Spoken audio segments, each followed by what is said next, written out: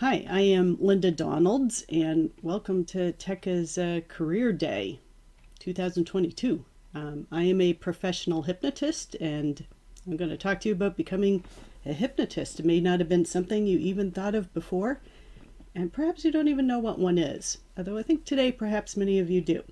But I'm going to cover a bunch of stuff. I only have 10 minutes to talk, and so this is going to be kind of quick. And if you have any questions after I'm done, please feel free to, I believe they'll have me answering Q&A right after my presentation. This is pre-recorded. But you can also reach out to me afterwards, and at the end of the presentation, I'll give you my contact information. So let's get started with my presentation. So again, I'm Linda Donalds, and I'm not going to read every slide. You can read things, and I'm just going to do some highlights of it since we only have 10 minutes. But I've been a hypnotist since 1998. That's when I get certified. I did start studying it a few years before that.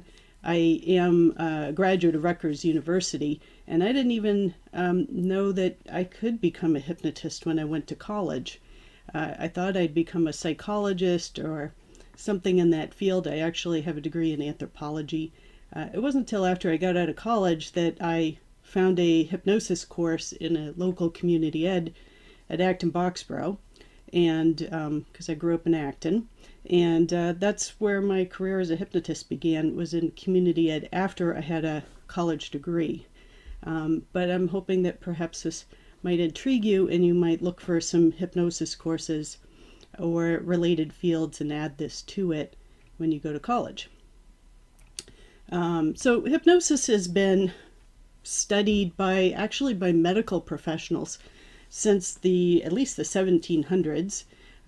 It's been known as something that can help people with medical things and also behavioral health things for several hundred years. We have history going back further than when it was actually called hypnosis. It didn't get the name hypnosis until about the mid-1800s, when a man named James Braid, who was a physician, decided that that sounded like a name to call it. He actually tried to call it monoideism, but that name didn't stick because everybody liked the word hypnosis better. But prior to it being called hypnosis, it was also known as animal magnetism. Now I only have 10 minutes, so I won't even into how it got called that. It makes sense only after it's explained. But that's something you could research on your own. You would want to look for Franz Anton Mesmer. It also is known as mesmerism. And so there's a bunch of history, but I want you to know that you can read the slide. I'll even provide the replay. I think TECCA will have that as well, so you can read it in more detail. But I just want to emphasize that it's been over 300 years that we've been studying hypnosis from a medical perspective. And that's something that we're still struggling with today. And I would love to encourage you guys to study this further and help it get to where it really ought to be today. We have so much neuroscience going on today. We're really making leaps and bounds of understanding what hypnosis is and how we can use it to help people. There are a couple of myths and misconceptions. Sometimes I don't even bother to mention these today because a lot of people have become more clear about it. But my daughter thought this slide should be in here. So what is hypnosis not? It is not mind control. When I do hypnosis with my clients, I cannot control anybody's mind. You will always be in control. My clients are always in control of their own mind. I am a guide. I'm a facilitator. I'm someone who knows how to help a person get into hypnosis. But in fact, you actually hypnotize yourself. I just give you the instructions that you carry out. And it's not theater or magic. If you've ever seen a stage show, those people actually are hypnotized. But it does allow you to feel less self-conscious, and you will do things because you feel okay about doing it, but you won't do things that go against your values and morals and sense of right and wrong. Anything that you see that seems to suggest otherwise probably is theater, and it probably was a movie or a TV show or something of that sort. It wasn't actually hypnosis, it was fiction. It's not metaphysical. It's not this woo-woo energy work thing. It is actual neuroscience. It's validated by science. And this thing is something that a lot of people don't realize, is that when you're in hypnosis, you're not unconscious. It's not like when you're asleep and you don't know what's going on. You actually are aware. You can hear the person who's guiding you through hypnosis, and you can actually open your eyes, you can move around, you can talk. Most people tend to experience it with their eyes closed and just kind of taking it in, but that's just the style of hypnosis. There's many different ways you can guide someone through a process once they've achieved the state of hypnosis. But what is hypnosis? It's a brain-based thing. It's neurology, it's science. I want to really emphasize that because that's something that we haven't quite understood as the public, even though science understands it. It is a altered state of awareness where your mind becomes more receptive to suggestions. It doesn't mean you will take in a suggestion and act on it, but you tend to be more receptive to suggestions. These suggestions can be both verbal and nonverbal, and they can be made obviously by other people. That's why people hire me to do sessions with them. But they can also arise from your own inner self-talk. And that's really important to understand, that your inner self-talk is actually a form of hypnosis or self-hypnosis. It is a combination of having your attention focused on something internal or external, where you disregard your surroundings. Your imagination gets activated. You can use all 5 of your senses to experience things that aren't actually present in your environment, but you're using your imagination to think about them. And you also experience what we call time distortion. So anytime where you've lost track of time and you've looked at a clock or a watch and it hasn't matched what you thought the amount of time passing was, that's an indication that you had just been in hypnosis. Now, here's a couple of fun facts about hypnosis. There's lots of fun in hypnosis, but I'll give you a couple of facts. Everybody experiences hypnosis every day. Your brain has to go in and out of the state for various different reasons, one of them being learning. So when you're listening to your teachers and they're instructing you on some new information, you will actually go into hypnosis. That's how your brain what state it needs to be in order to bring new information in and be able to act upon it. Also, things that require lots of concentration, detailed work, and things where you go into autopilot. In fact, you will briefly slip into hypnosis when you're tying your shoes, because you usually do that in autopilot. And you multitask doing something else, like maybe talking to someone. So you can, I think I mentioned this a moment ago, you can hypnotize yourself. In fact, that's pretty much how it always works anyways, but there's more specific instructions that one can do when they want to intentionally hypnotize themselves. Also, hypnosis is a very close cousin to sleep and also to meditation. They're close cousins, and they're not exactly the same, but they share a lot of similarities. I could do another 10-minute talk just on that one. And another really cool fun fact, which they've known since the 1700s, 1800s, in fact, particularly with the work of a man named James Esdale, who was a British surgeon, that hypnosis can block pain. James Esdale, back in the 1800s, hypnotized 500 or so people for major surgeries when they didn't have a form of anesthesia at the time, and none of his patients felt any pain, and he used hypnosis for it. Now, some common goals that my clients come for, and if you choose to follow a career as a hypnotist, this is what people will come to you for. They come to you for a lot of different things. I say anywhere where your mind is influencing the situation, hypnosis can help. And your mind influences the situations on so many different things. But some common things that people come to me for are to improve sleep. Whether it's getting better routines or falling asleep or trying to fall asleep again after they woke up in the middle of the night. Or sometimes it's like trying to get up on time in the morning. Anything where sleep is involved. It's also great for shift workers who have to work different shifts, so they have to sleep at different times, like in the middle of the day when the sun's up. Lots of times people are calling me because they have fears and anxieties and stresses. Hypnosis is excellent for stress relief, and it helps you let go of things that make you apprehensive. Also for focus and motivation. I didn't mention this already, but I actually specialize in helping people who have ADHD.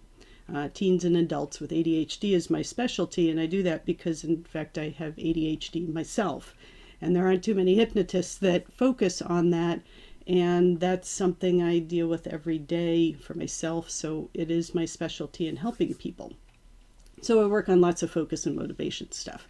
And then overcoming bad habits. A lot of times people will think of hypnosis as being for to quit smoking or to eat healthier and different habits like that. Now, as a student, you might be interested in things that have to do with academic success and your career later on. Hypnosis is great for people who are doing sports or any kind of the performing arts. It can help you become better at your craft, so to speak. For boosting mood and having more confidence, like social skills, things like that.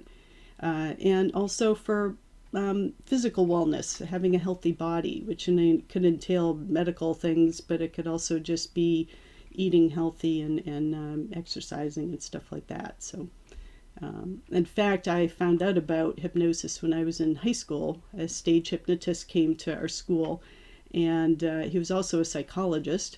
And that my takeaway from that was that if hypnosis can do that on a stage that was really fun, imagine how much it could help people with other things they struggle with. And that's really the kind of the thing that drew me into doing this as a profession. It started in high school. Too bad they didn't have some hypnosis classes at my college, or this would have happened sooner for me. And get to my next slide. So the process I bring people through is I start off by having an interview with them, which I call a consultation, where we decide what goals they have and how we're going to prioritize, because often people have more than one thing they want to accomplish. And then and I also have to assess if they're ready, because hypnosis only works when people are really ready to make that change. And then once we've determined their goals and their readiness, then I, set them up with sessions. And I do a lot of coaching strategies. So I combine a lot of coaching kind of, things that I have them do that are more practical at a conscious level. And then I integrate the hypnosis with that. They have hypnosis in their sessions so that we use the hypnosis to really kind of help the changes that were in the coaching be more natural and comfortable and automatic.